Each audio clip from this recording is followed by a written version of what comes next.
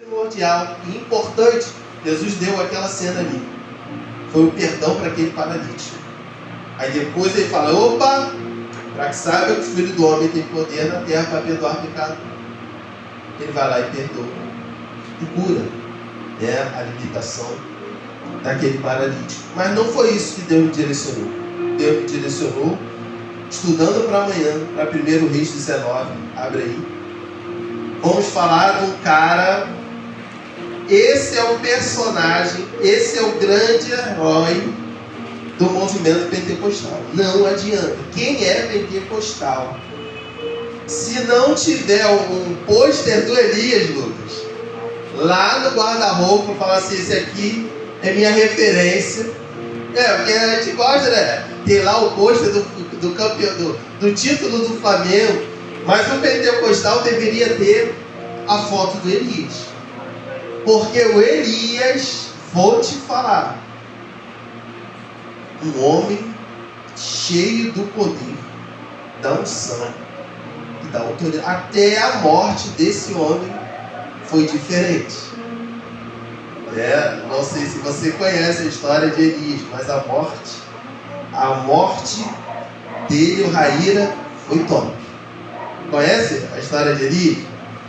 Então, gente, 1 Reis 19, pode ficar à vontade.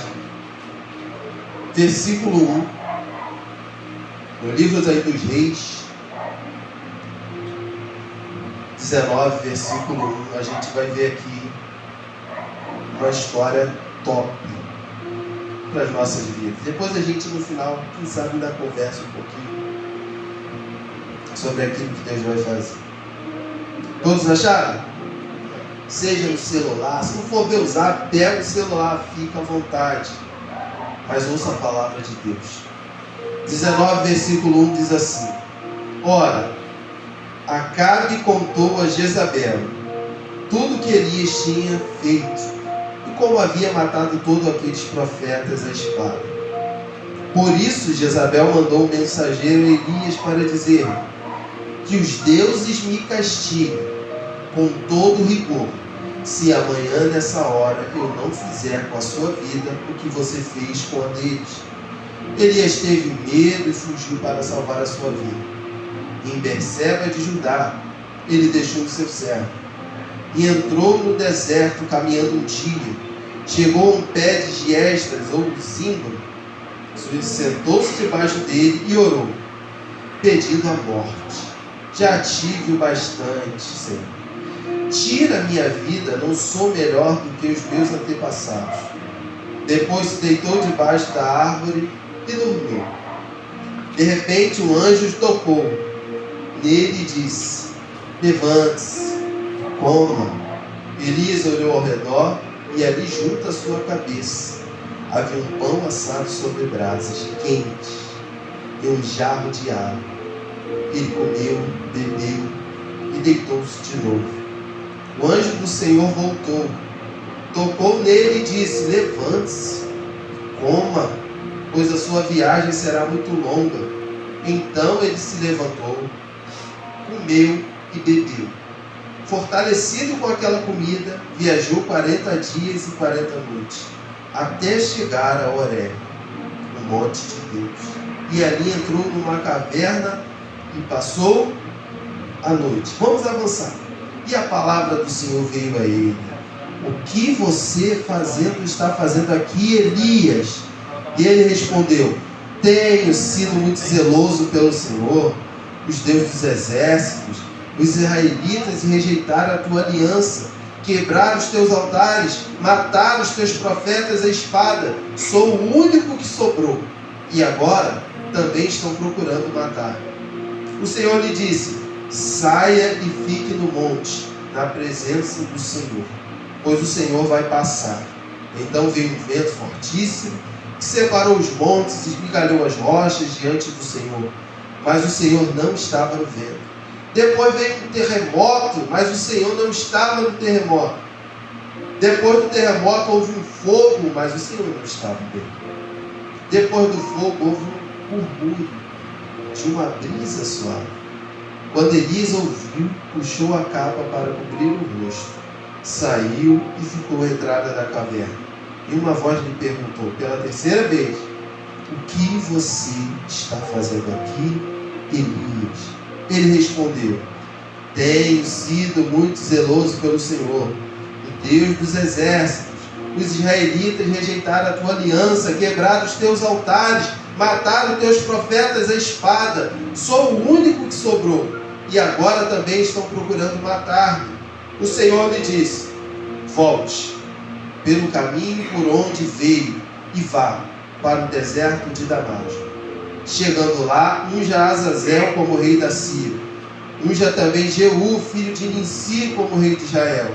Unja Eliseu, filho de Safate, de Abel-Meolá, para suceder a você como profeta. Jeú matará todo aquele que escapar da espada de Azazel. E Eliseu matará todo aquele que escapar da espada de Jeú. No entanto, fiz sobrar 7.000 em Israel, todos aqueles cujos joelhos não se inclinaram diante de Baal, e todos aqueles cujas bocas não o beijaram. Espírito Santo, eu oro, Senhor, por minha vida. Tua palavra, ela vai cumprir o que te é proposto, mas eu não posso impedir. Eu não posso. As forças espirituais não podem, porque tu és soberano. Os teus filhos não devem travar a tua voz nos seus vossos corações. Seja conosco aqui nessa noite. Assim eu oro e te agradeço em nome de Jesus. Gente, olhando para esse grande homem, antes de te falar o tema, eu quero te convidar a entender que nesse período, Elias está no Reino do Norte. E Reino do Norte, chamado de Israel, basicamente nenhum dos reis foram fiéis a Deus. E Elias está num tempo de um homem chamado Acabe. E Acabe foi um dos piores reis de Israel. Se não bastasse ele ser ruim, ele também tem uma mulher ruim demais. A Jeza, terrível. O Apocalipse vai falar até do espírito de Jezabel. Então, ou seja, é que nem... Ai meu Deus, não posso entrar nisso.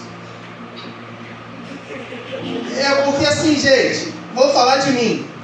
Se eu administrar ruim a minha casa, não vou falar do país não. Se eu administrar a minha casa ruim, a minha pretinha, minha esposa, ainda que hoje os dois estejam trabalhando, vai dar ruim dentro de casa.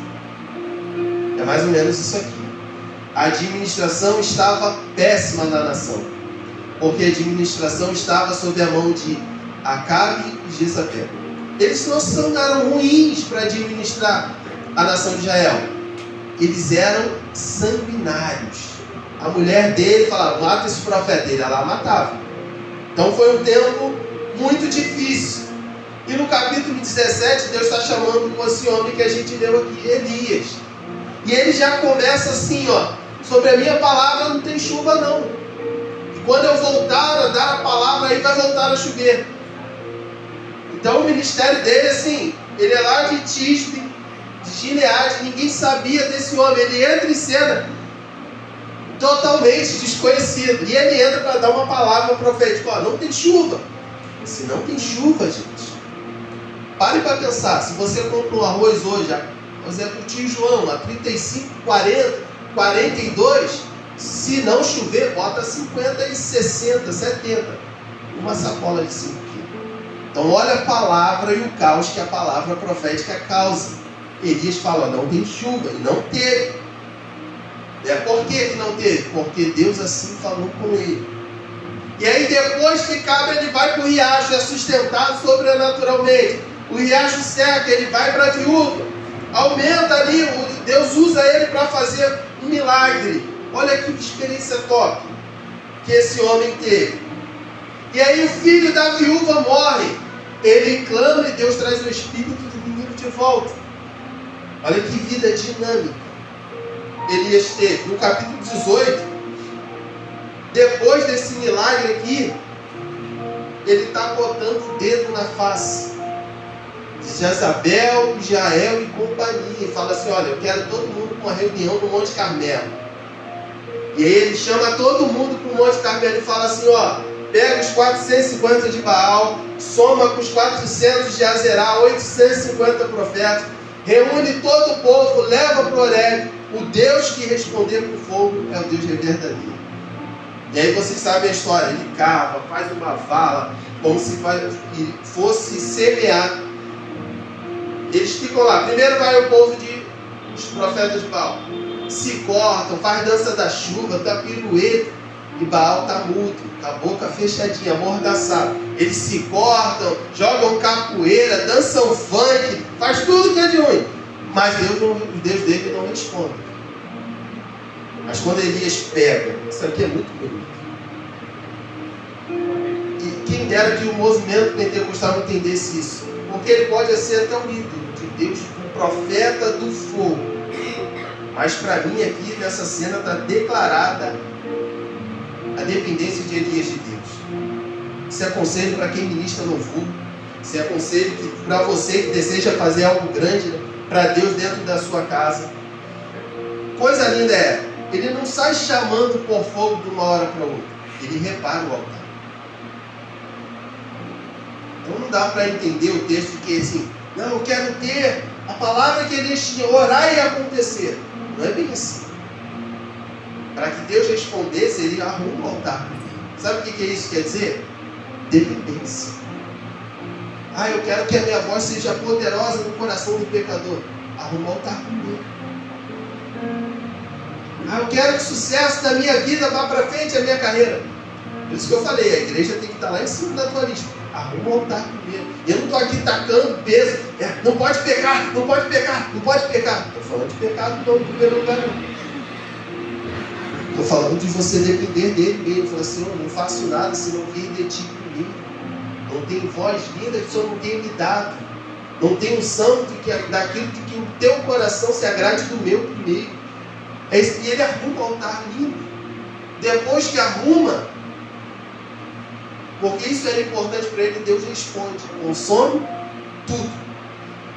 Então a gente vê, olha quantas experiências. E aí Deus falou com ele que ia dar chuva. Aí ele fala para o moço, vai e corre atrás do Acabe, para falar que Deus vai enviar chuva. Eu não sei o que acontece no meio disso. Está lá em 1 Reis 18, 46. O Espírito do Senhor vem sobre Elias e ele toma a unção do Usain Bolt. Eu batizo a unção dele aqui do Usain Bolt. Ele consegue alcançar Acabe numa carruagem, se ele estava lá no cima do monte. Depois vai lá ver.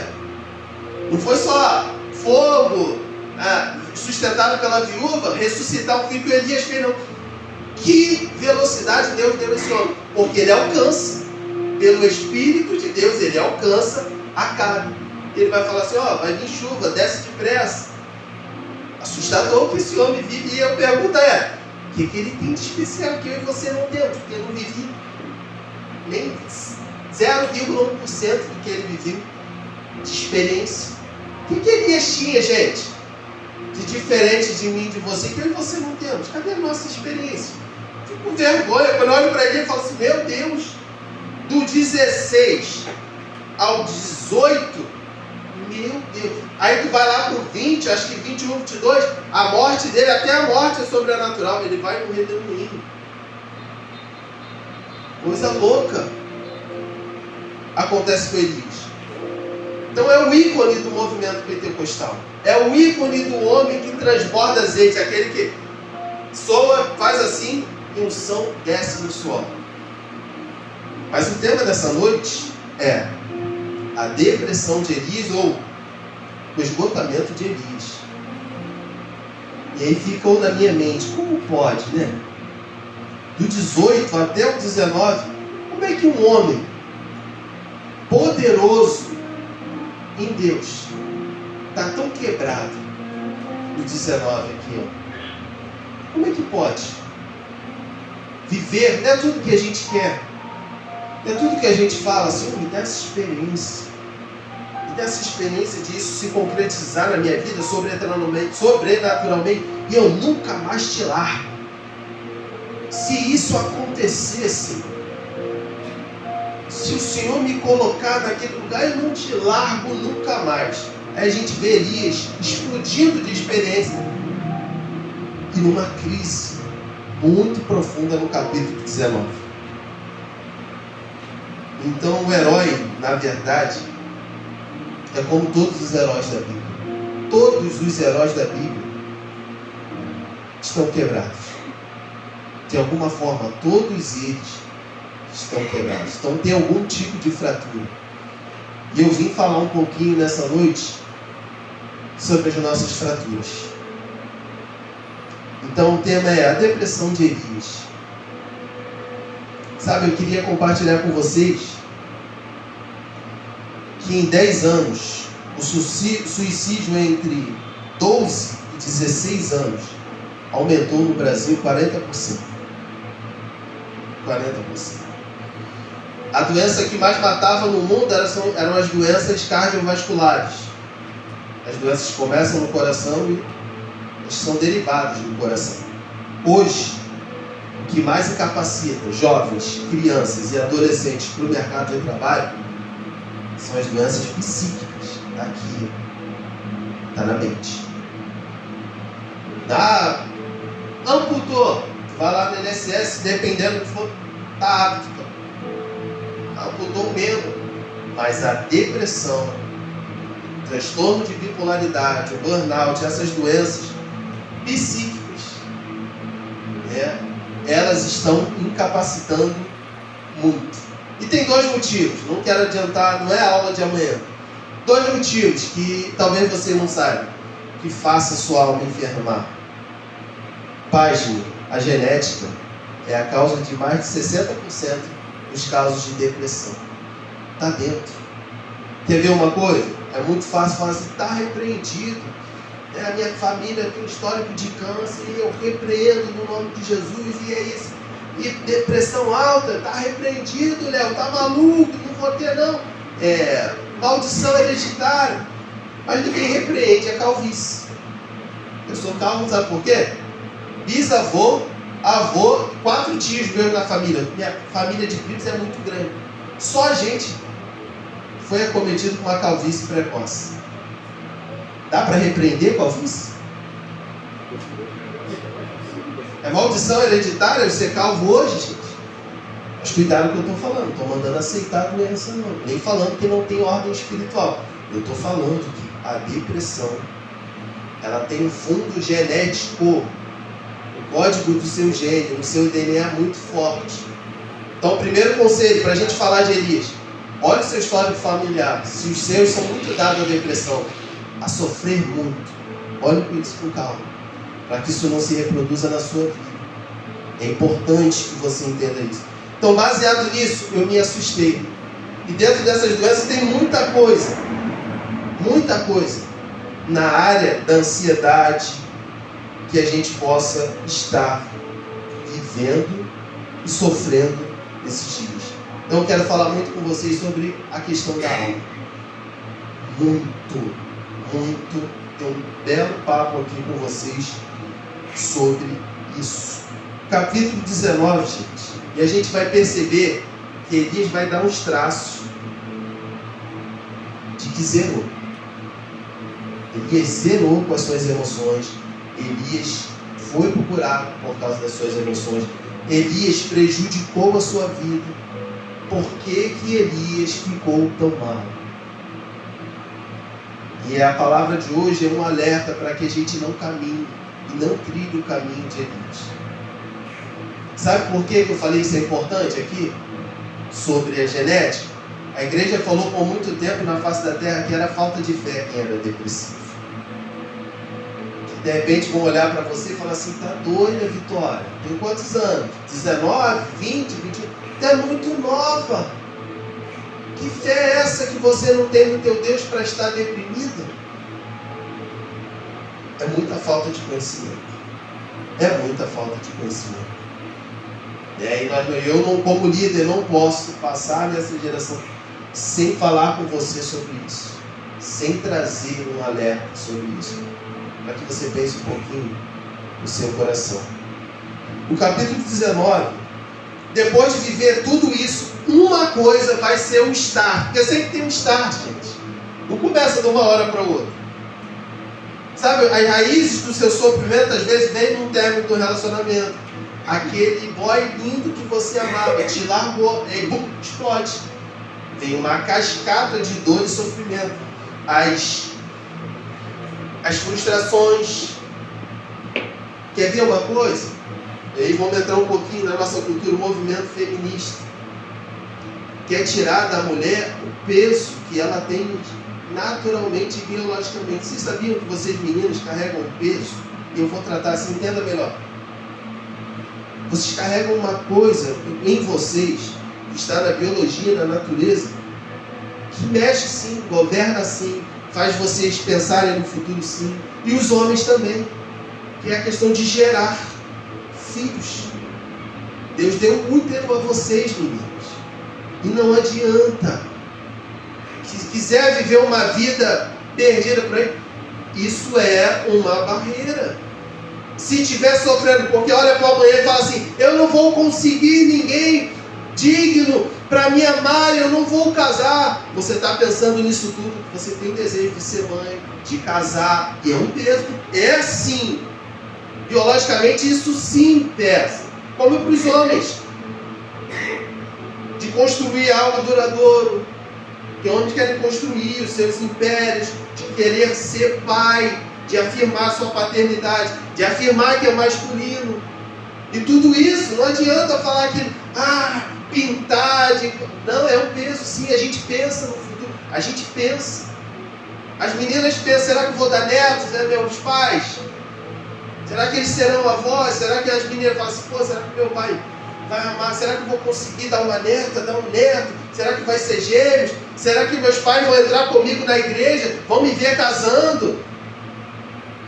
Por quê que muitas vezes se pensa isso? Por causa da estrutura biológica, é lógico. Você sabe que foi feita para gerar. Da maneira de Deus, dentro de um casamento, tudo certinho, sim. Mas você sabe que foi feito para isso. Sabe que Deus te fez para glorificar o nome dele nessa área, assim como eu também. Para mim só falta escrever o livro. Casei, sou pai, foi uma meta doida, agora falta escrever o livro. Em nome de Jesus vai sair. E os homens têm umas metas assim masculinas. Então, isso pesa assim. Está chegando lá pelos 20 e tal, e não aconteceu ainda. Não tem previsão de namorado, casamento não tem nenhum pretendente. Aí tu pensa assim, meu Deus, meus pais querem ser avós, eu não casei ainda. É um peso. Então tudo isso às vezes é um start para trazer as suas emoções adoecerem. O namorado que não chega, o casamento que não acontece, é a carreira que não se completa. Tudo isso se torna um motivo, um start para você ficar doente. Eu conheço alguns gatilhos que me levam a cair um pouco. Hoje eu me conheço muito mais do que antes. E a minha palavra é que você precisa também se conhecer. Pastor, uma coisa que mexeu com a vida de Elias. Porque quando ele pega fogo no monte, ele espera assim, o povo até, meu Deus, se arrepende ali, fala que o Senhor é Deus, ajuda ele a matar os profetas de Baal. Só que quando ele pensa que isso vai além, não vai. Porque a Jezabel fala assim, sem vergonha, então tá bom. O que você fez com meus profetas, eu vou fazer com você também. Elias desmonta. Ali foi o gatilho de Elias. Elias adoece na alma. Por medo. Está aqui no versículo, no capítulo 19, versículo 3. Elias teve medo e fugiu. Sabe o que é que hoje, diaconisa Rosineide, Miguel, eu consigo perceber aqui? Eu não estou lá, quantos mil anos atrás da história? É que ela não vai pessoalmente confrontar o profeta, ela manda recado. Por que manda recado? Estava com medo. Eu acredito nisso. Ela temia Elias muito mais do que ele imaginava. Só que engatilhado pelo medo, ficou cego, não conseguiu discernir mais nada. Esses somos eu e você. Tomados pelo medo, a gente não enxerga nada na nossa frente. tomado pelo medo do futuro, você está adoecendo e não está enxergando. Não enxerga a família do lado, não enxerga os pais, não enxerga aquilo de bom que Deus já fez na sua vida. Você não enxerga mais nada, porque está tomado pelo medo. Assim como Elias. Ele não conseguiu olhar para a história de experiência que ele tinha. Deus ter usado para a viúva não serviu para trazer consolo. Não serviu ele correr de uma maneira mais rápido que o Usain Bolt. Não ajudou. Não ajudou Deus usar ele para trazer seca.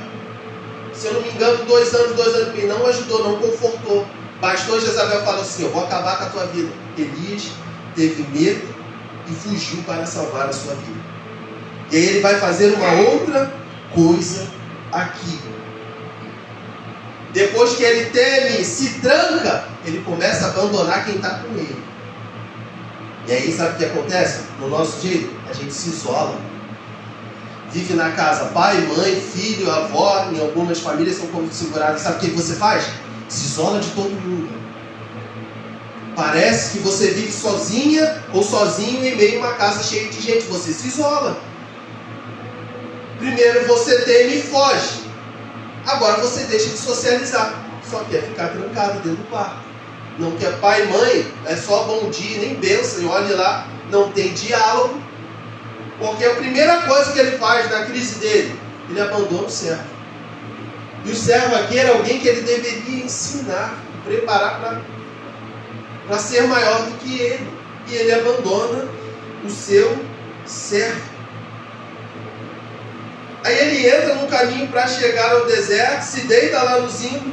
E aí outro sinal que ele estava muito mal. E se eu te fizer uma pergunta assim: ei, jovem, você quer se suicidar? Você vai falar assim: tá maluco, vou perder minha salvação não. Léo, não vou não, Léo, tá amarrado. Isso é pecado contra o tempo. Você cita até versículos para mim, porque Elisa aqui pede a morte. Mas se eu te falar assim: tu tem orado, Senhor, volta logo, eu já não aguento mais essa terra. Senhor, busca a sua igreja. Senhor, me leva, Senhor, para as ruas de ouro. Será que não é uma maneira disfarçada no seu discurso, aí no meu discurso? Não está aí premiado de... Já está legal esse mundo? Ah, Jesus podia voltar logo. Meu Deus, está demorando. Será que tu já não está enjoado de muita coisa? Já não está com o teu emocional no limite? Porque tu é crente, aí tu não vai falar igual uma pessoa desesperada, abertamente, né? Não tem sentido a minha vida. Aí você fala: não, Jesus tinha que voltar. Senhor, leva-me para as ruas de ouro. Que bom que Deus não leva em consideração alguns pedidos, né? Porque você olha lá para o teu profundo e fala assim: não estou vendo sentido na minha história algum para a minha vida. Não tem sentido para nada do que eu estou vivendo. Qual é a sua diferença pro chorão do Charlie Brown?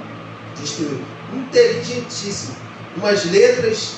Qual é a diferença do crente que vive chamando Jesus para voltar pro chorão, que se fundou em droga e morreu lá?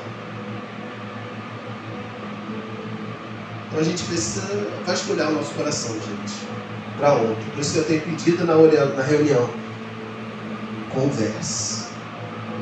Transborde aquilo que está te fazendo mal. Não retenha. E ele pede a morte, e ele vai falar assim: ó, já vivi o bastante. E ele vai falar uma coisa aqui importantíssima. Importantíssima para as nossas vidas.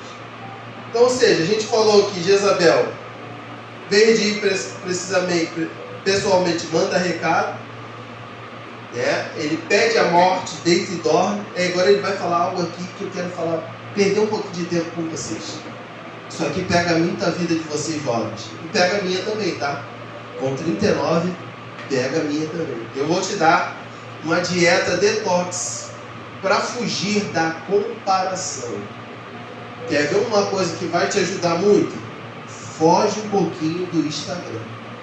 Instagram na mão de quem não tem as emoções equilibradas é uma bomba.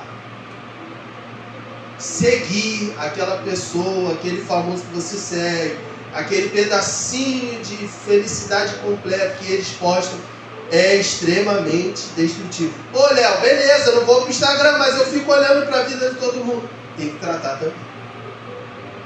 Porque Elias mal, ele vai falar assim, ó, basta, eu quero morrer. Fala assim, Vitória, olha, eu já não sou melhor do que os meus pais. Isso aqui eu senti a dor de Elias, porque é a minha dor também. E não mente não, talvez seja a tua também. Se em nenhum momento da sua vida fala assim, pô, eu não sou melhor do que a Júlia lá da igreja.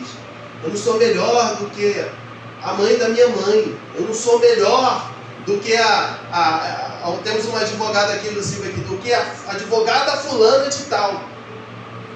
Quem nunca? De repente volta e fala assim, eu não sou melhor do que o mestre, meu joelho é meio chumbado, não dá, mano. Então a gente está falando de algo muito sério e é doloroso demais para o teu coração. Quantas meninas estão aí se suicidando? Um dia meu amigo me mostrou uma YouTube aí que todo mundo segue. Ela falou, ó, meu nariz é tão montado e tal, meu queixo tal, botox aqui, eu fiz isso aqui, eu fiz isso aqui, ou seja, mais de 15. E você fica, nossa, olha aqui meu pneu. Quase tendo um ataque de pelanca, como no filme americano que era. Se comparando com alguém que é montado cirurgicamente. Se eu trouxer uma pessoa aqui, a minha patroa, vocês vão falar assim, nossa, a gente lá brinca que não sabe a idade dela ao todo, mas enfim, vai falar assim, nossa, não diz, pele, entra nesse espírito de comparação, vai entrar em depressão. Homem compara outra coisa, mas tá o shape para todo lado aí, até isso tá pegando o menino também, pô, essa minha pança aqui, o cara vive com o abdômen trincado, tá em cima da moto, as meninas, todo mundo olha para ele. Então Elias fala assim, ó, eu não sou melhor do que meus pais. Isso aqui, gente, isso aqui é muito forte. Sabe o que Elias está mostrando aqui? Que ele já se perdeu em sua identidade. Quer ver uma coisa que eu posso afirmar? Se você vive se comparando, você pode estar extremamente ferido na sua identidade. Conversava com a Júlia, até com o tema do papo de crente. É um assunto complexo, mas dá pano para manga para a gente aqui. Eu te faço uma pergunta, tua identidade está baseada em quê? Vou clarear mais isso. Se você se sente bem quando o meio te aceita, você está entortando a sua identidade. Se você, como pessoa, indivíduo, está se realizando pelas pessoas te aceitarem, você está torcendo a tua identidade.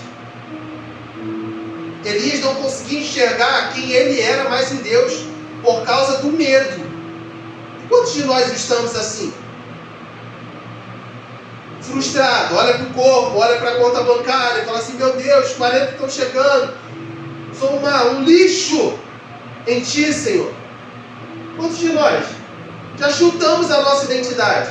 Já esqueceu que Jeremias fala, eu é que sei o pensamento de vós, pensamentos de paz e não de mal, para vos dar o fim que desejais. Tive uma aula esses dias com um amigo meu. Falei, pô, a carreira não tá legal, pô, cara, não sei, compartilhando. Ele é um amigo bem próximo ao trabalho. Ele falou assim, ó, para com isso. Ó, tu é um pai tal, tu é um marido tal, tem a tua história com a tua casa. Ó, você é assim, eu fui isso. Você é assim, meu. Ó, tu é isso, tu é um amigaço com isso aqui. Tu alegra esse lugar. Caramba. Porque que bom que eu tenho essa coragem de esboçar que está fazendo mal aqui. E pude ver o testemunho do meu amigo, todas as minhas qualidades, porque quando a gente está tomado por um dia mal, a gente não enxerga. Tomado por um dia mal é ok, mas quando isso é constante na sua vida, você só enxerga as coisas tortas. Como Elias. Ou seja, olha a história. Qual é o profeta? Ele esqueceu de que um dia a Bíblia seria completa e eu estaria falando dos Atos, de que na Bíblia eu não encontro nenhum profeta como ele, com tantas experiências. Mas no momento de medo ele está falando assim, olha, eu não sou melhor do que meus pais. É que nem você, olha, eu não sou melhor. É tanto investimento na minha vida e a minha vida não decola, eu não acerto o alvo. Então eu não sirvo para nada. É isso que você fala. Não estou prestando para nada. Sabe por que a sua identidade não pode estar estrelada a um relacionamento nenhum? Ouça isso. Eu estou para dar um livro para Radassa, é Meu Sol de Primavera. Fala dessa fazinha dos 10 a 12, daquela questão da menina, do bebê, de dar o primeiro beijo e tal. Aí, ou seja, aí no final até fizeram lá no Instagram. É correto ou não? Aí o povo falou assim, não, isso deveria ser guardado. Até o primeiro beijo não é para ser de qualquer maneira. Diante do Senhor, quando é que deveria acontecer o primeiro beijo? Dentro do casamento. Aí é lindo o livro, ó, muito bonito, Meu Sol de Primavera. Então, ou seja, sabe por que eu estou falando? Se a tua identidade está atrelada ao relacionamento, quando ele se desfaz, tu quebra junto, porque você é o relacionamento. E a minha pergunta é, quem é você? Você é só a esperança do que é que se realiza no futuro? É só isso que nós somos? Você é só isso? Os desejos de ruas pacificadas aqui, é só isso? E se não acontecer profeticamente?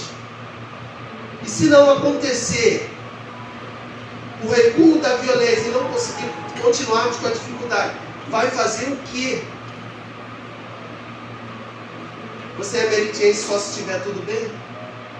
Você é cristão só se o mundo estiver em paz em 100%? Quer ver uma coisa muito complicada em comparação? Aos meninos eu peço que fujam disso. Tem como vocês fugirem dessa quebra de identidade com comparação aqui. Como é que as coisas funcionam aqui?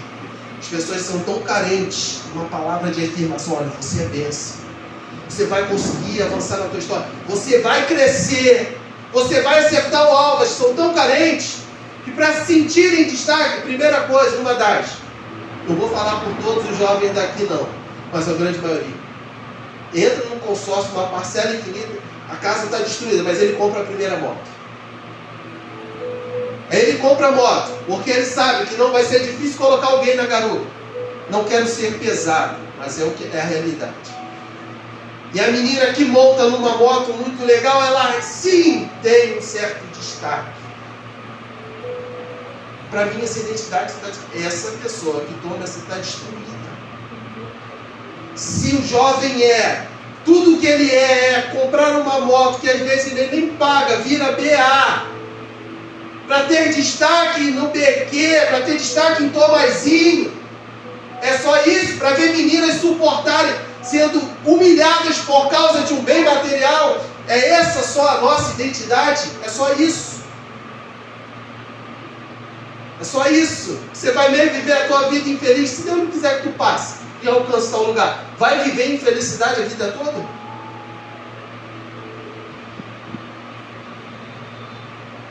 E a minha preocupação é o quanto você se compara com outros. Porque em alguma medida você se compara. Em alguma medida você se compara. Sabe qual é a identidade de Cristo? Para você não receber bancada, ele perde a identidade dele por você. Que isso, Léo? Perde. Como que Cristo perdeu a sua identidade por me amar? Ele se torna iniquidade. Como Deus, ele era pecado? Não, ele se fez. Perdeu. Então, o que mais a gente deveria fazer é perder a gente de vista. Parecer com ele. Aí tu está bombando na tua identidade. Aí eu duvido que o casamento, a carreira, os planos vão estar no lugar errado. Não vai não. Vai estar tudo no seu devido lugar. Porque você entende que seus sonhos realizarem é importante, mas o importante mais é você perder a sua própria vida por amor a Cristo. Isso aqui me consola quando eu olho para trás e vejo chance de oportunidade que eu desperdicei. Sabe o que não me deixa caído, frustrado? É porque eu sei que eu perdi a minha vida para ele. Agora eu não tenho como mais recuperar não. Os anos de estudo que eu larguei não dá mais. Não dá mais dá para partir daqui conseguiu uma estabilidade, mas agora é com mais luta e dor. Ficou para trás.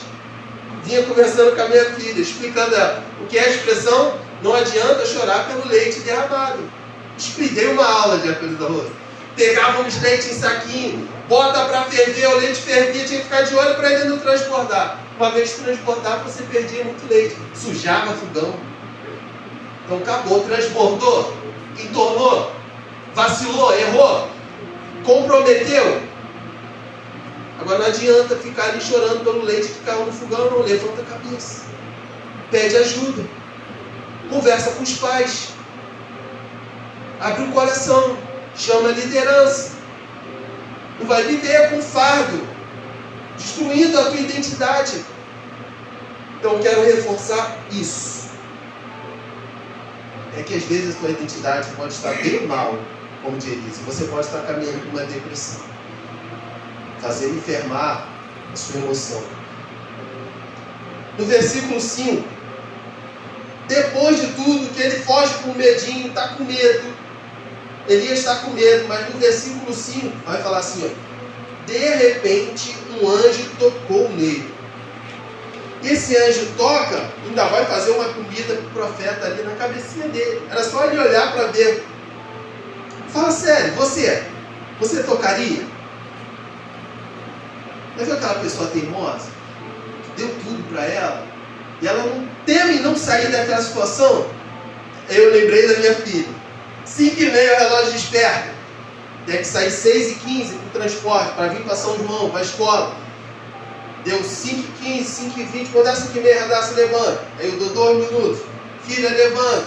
Na terceira, já não é mais daquela tão tranquilo, não. Eu lembrei disso, eu falei assim, será que... Que anjo é esse que trata Elias com tanta doçura? Um homem que está se entregando à morte. Um homem que está com essa identidade toda destruída. Sabe o que o anjo faz? Faz assim, ó.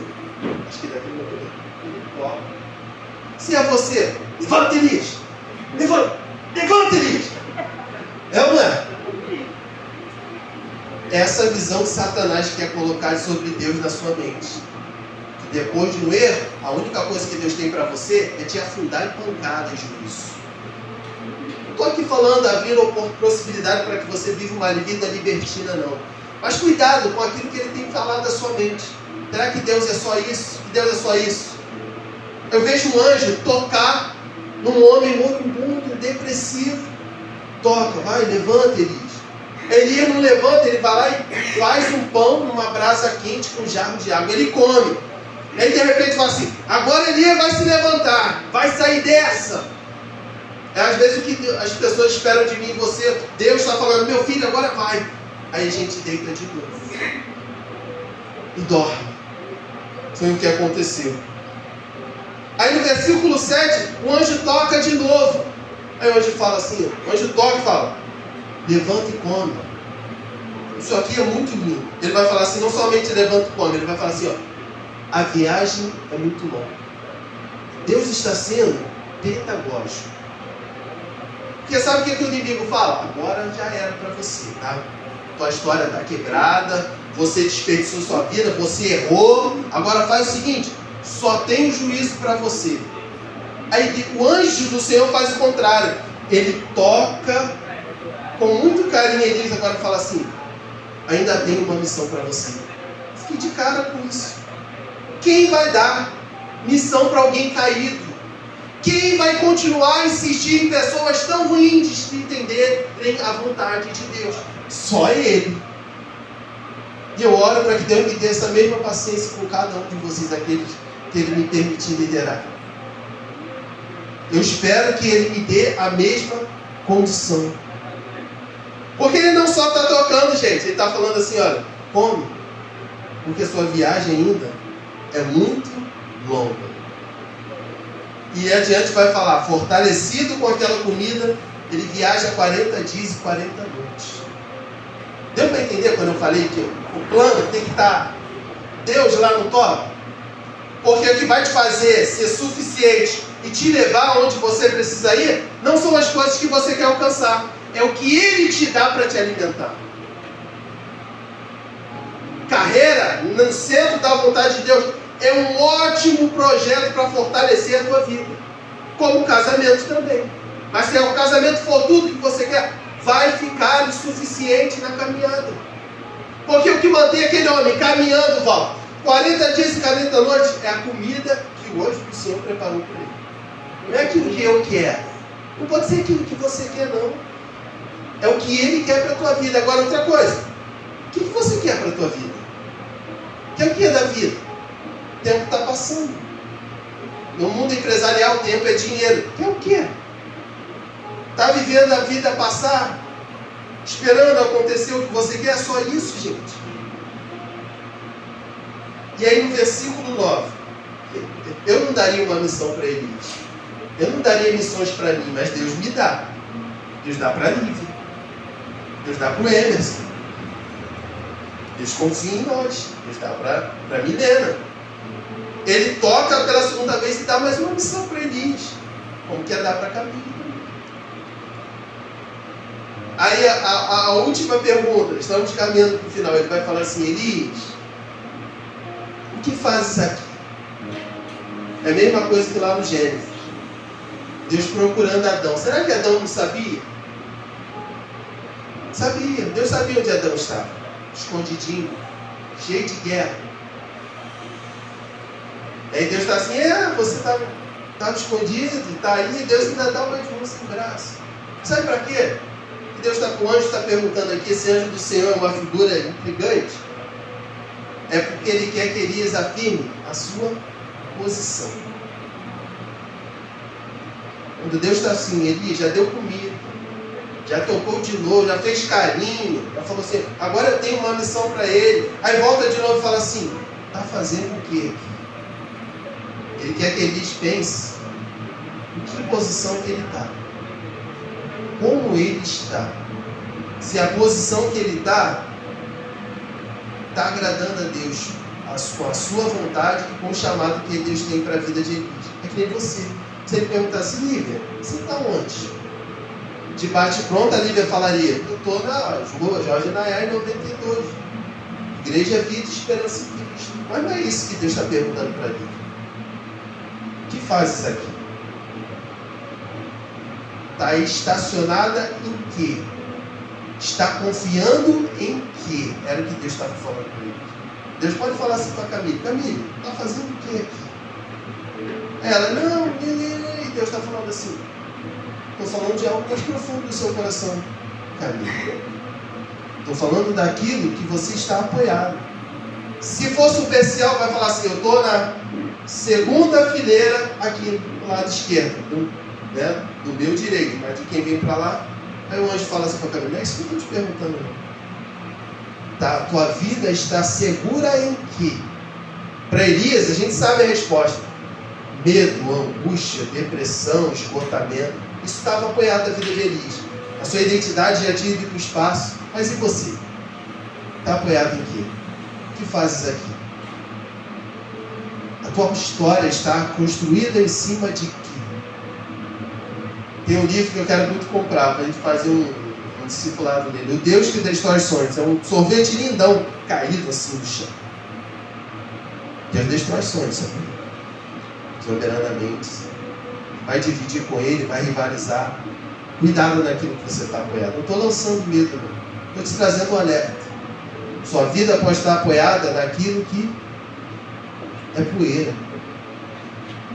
Cuidado.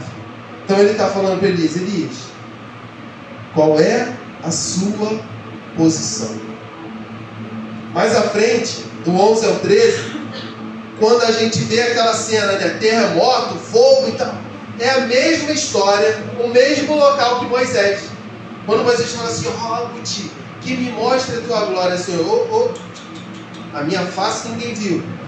Fica aqui na entrada da rocha que eu farei passar a minha bondade e você vai me ver só passar. Elias está vivendo a mesma coisa. Só que veio o terremoto, veio o fogo, e Deus não estava. Onde Deus estava? No murmúrio de uma brisa suave. Aí Elias sai, cobre o rosto, porque estava na presença de Deus.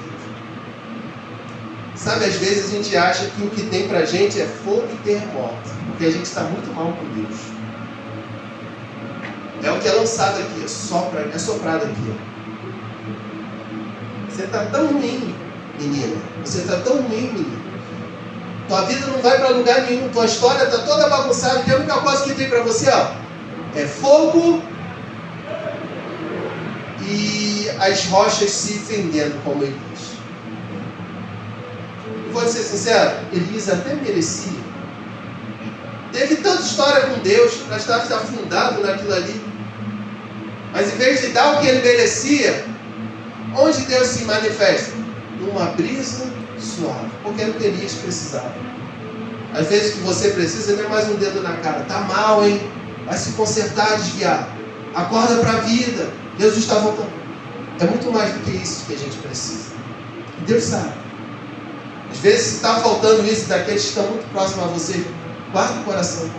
Ele sempre vai enviar um anjo para se aparecer a você com uma brisa suave, como aqui na história de Elias.